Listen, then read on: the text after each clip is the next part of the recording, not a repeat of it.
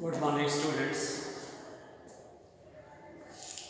आप सभी का गवर्नमेंट कॉलेज सूरत BSc मैथमेटिक्स की क्लास में हार्दिक स्वागत है। डियर स्टूडेंट्स, हम मैट्रिक्स स्पेस का अध्ययन कर रहे हैं और उसमें भी मैट्रिक्स स्पेस के कंटिन्यूस फंक्शंस और सीक्वेंशियली कंटिन्यूस फंक्शंस के बारे में हमने कल भी कुछ थ्योरम्स प्रूव की थी, तो आज भी उसी के ऊपर बेस्ड थ्योरम्स को सिद्ध करने जा रहे हैं। लेकिन उन्हें सिद्ध करने से पहले एक चीज़ जो आपने ध्यान देनी है कि अगर x और y दो मैट्रिक्स स्पेसेस हों और a function is defined from x to y और यदि dxa is less than delta हो, that implies d dash of fx comma fa is less than epsilon, then we call that function is continuous at x is equal to a। कि x और y अगर दो matrix spaces हैं, x से y के ऊपर कोई फलन f परिभाषित किया गया है कि यदि x और बीच की दूरी जो है वो किसी धनात्मक संख्या से छोटी है, और उसके हेल्प से अपने ये भी कह सकते हैं कि distance between fx and fa that is also smaller than epsilon, तो हम ये कहते हैं कि जो फंक्शन है या जो फलन है या जो प्रतिचित्रण है वो x is equal to a पर सतत है। या इसे आप ये भी लिख सकते हैं कि limit of fx x tends to a is equal to fa। तो आज मेरी थ्योरम है कि let x and y are two matrix spaces and f is a mapping or a function of x into y, then f is continuous at x0 if and only if xn tends to x0 implies that fxn tends to fx0। या आप इस चीज को ये भी कह सकते हैं कि if f is continuous then f is also sequentially continuous, और कन्वर्स भी कि अगर f is sequentially continuous then f is continuous। यानी कि अगर x और y कोई दो मैट्रिक्स स्पेसेस हैं, x से y के ऊपर कोई फलन f परिभाषित किया गया है, तो यह फलन किसी बिंदु x0 पर सतत होगा यदि और केवल यदि xn अगर x0 को अप्रोच करता है तो fxn fx0 को अप्रोच करेगा। तो हमें दो चीजें सिद्ध करनी है कि पहली बार f को कंटिन्यूस लेकर चलना है और आपको सिद्ध करना है कि fxn टेंड्स टू fx0, और दूसरी बार अगर xn टेंड्स टू x0 है जिसकी हेल्प से अपने लिखते हैं कि fxn टेंड्स टू fx0, तो आपको ये सिद्ध करना है कि जो फंक्शन है मेरा वो कंटिन्यूस फंक्शन है।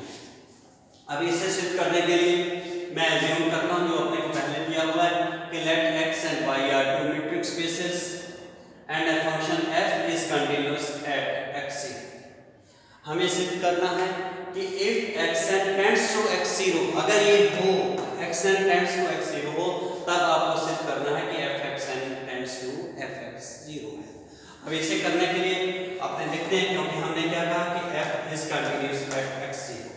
अगर f is continuous at x0 तो इसका मतलब क्या हो गया कि dxn, x0 is less than delta where delta is positive, या आप दूसरे वर्ड्स में ये कह सकते हैं कि xn tends to open sphere whose center is x0 and radius is delta।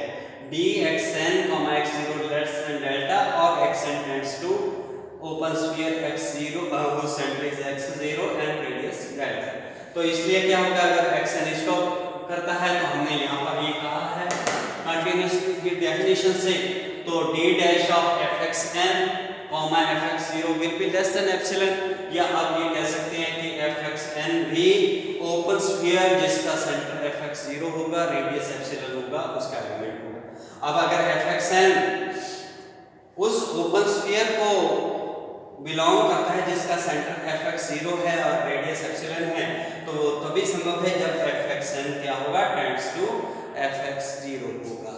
तो इसलिए हमने पहला पार्ट ये सिद्ध कर दिया कि अगर अपने को ये पता हो कि f कंटिन्यूस है और xn टेंड्स टू x0 है तो जो fxn है दैट टेंड्स टू fx0। अब कन्वर्स सिद्ध करना हमें बिलोंग कि मान लीजिए कि if xn tends to x0 and fxn tends to fx0 ये दे रखा है, you have to prove that f is continuous at x0। हमें ये सिद्ध करना है कि जो फलन है वो मेरा सतत फलन है। अब इसे सिद्ध करने के लिए मैं क्या करता हूँ, मेरे को सिद्ध करना है कि f is continuous। मैं उल्टा एज्यूम करता हूँ कि लेट इफ पॉसिबल, यदि संभव है तो f is not continuous at x0। तो मान लीजिए कि f x0 पर कंटिन्यूस नहीं है, तो अगर ये कंटिन्यूस नहीं है तो फिर क्या होगा, modulus of x minus a is less than delta, then modulus of fx minus a is not less than epsilon, क्योंकि अगर लेस देन एप्सिलॉन हो फिर तो वो कंटिन्यूटी के डेफिनेशन से कंटिन्यूस होगा। और आप ये कह रहे हैं कि फंक्शन हमारा कंटिन्यूस नहीं है, तो means x minus a less than delta, then fx minus a का modulus is not less than epsilon. अगर वो है तो it means dxn, x0 is less than, अगर एलिमेंट्स x0 और xn लेते हैं, is less than delta means d dash of fxn, fx0 is not less than और इक्वल टू एप्सिलॉन। अब अगर ये चीज है dxn, x0 less than delta और आप ये कह रहे हैं कि d dash fxn, fx0 is not less than और इक्वल टू एप्सिलॉन, तो फिर उससे छोटा भी नहीं है बराबर भी नहीं है, तो क्या होगा, बड़ा होगा। तो इसलिए मैंने लिखा d dash of fxn, fx0 is greater than epsilon. अब इसका मतलब क्या हो गया, अगर तो ये लेस देन एप्सिलॉन होता तो अपने ये कहते हैं कि fxn ओपन स्फीयर जिसका सेंटर fx0 हो, रेडियस एप्सिलॉन हो, उसका बिलोंग करता है। अगर आपके पास ये होता d dash of fxn, fx0 is less than epsilon होता, लेकिन है क्या, ग्रेटर देन एप्सिलॉन है, इसका मतलब ओपन स्फीयर से वो एलिमेंट क्या है, बाहर जा रहा है। तो इसलिए हमने कहा कि fxn does not belongs to open sphere whose center is fx0 and radius epsilon। अगर वो इसको बिलोंग नहीं करता है तो इसका मतलब क्या हो गया कि अगर xn x0 को टेंड्स करता है, लेकिन क्योंकि fxn ओपन स्फीयर में विद्यमान नहीं है तो इसलिए fxn does not tends to fx0। तो fxn अगर fx0 को नहीं टेंड्स करता तो इसका मतलब क्या हो गया कि ये कंट्राडिक्शन होगी, क्योंकि हमें तो ये दे रखा है कि जब xn टेंड्स टू x0 है तो fxn टेंड्स टू fx0 है, लेकिन आप उल्टा कह रहे हैं कि xn टेंड्स टू x0 है लेकिन fxn does not tends to fx0। तो इसका मतलब यह तो कंट्राडिक्शन आ गई, और अगर यह कंट्राडिक्शन है तो हमारी जो अजम्पशन है, जो चीज़ आपने सपोज की थी वो गलत है, it means our supposition is wrong. और अगर सपोजिशन रॉन्ग है तो सपोजिशन क्या थी कि fxn does not tends to fx0। आपने कहा था और कहाँ से लिया था हमने कि if possible f is not continuous at x0। हमने ये सपोज किया था कि f is not continuous at x0। तो हम ये कह रहे हैं कि ये चीज़ गलत है, आप हमारी सपोजिशन गलत है। तो अगर सपोजिशन गलत है तो इसका मतलब क्या हो गया कि f is continuous।